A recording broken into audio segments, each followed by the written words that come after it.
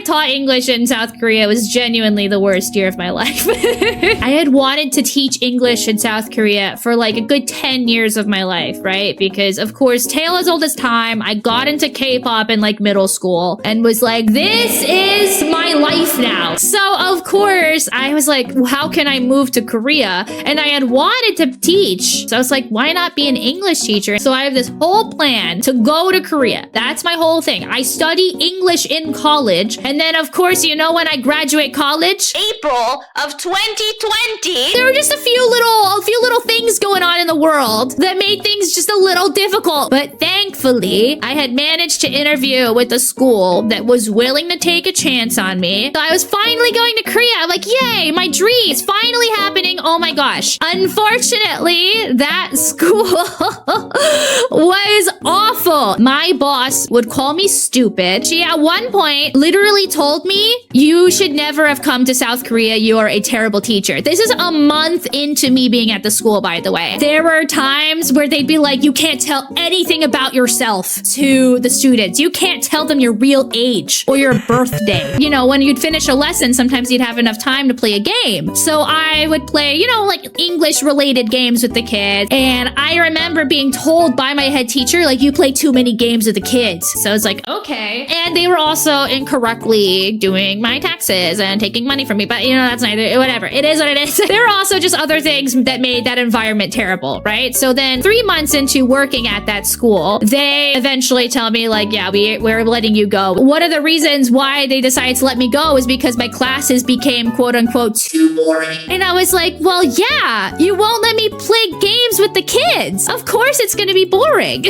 So I started looking for another job in Korea. I didn't want to leave. And thankfully, because I was in the country now, I had a lot more opportunities to find another school. I think within 2 weeks, I had like 20 interviews with different schools, right? And it was between two schools that I wanted to potentially go to, and I picked one of them. And in a lot of ways, it was very different from the first school, but also, unfortunately, in a lot of ways, it was the same. And it was another negative teaching experience. Not as bad as the first one, but it was just another school that was very chaotic. And there were also lots of things in my personal life that were not great. It was hard to make friends because you couldn't go anywhere. It was a very lonely year. By the end of the contract with that school, I just went home. At that point, it had been over a year that I lived in Korea, and I was like, I'm tired of this. So I moved back to the United States, and I pursued marketing instead. It was difficult. Do I regret it at all, though? No, absolutely not. But if anyone ever wants me to teach abroad again, I'm saying no.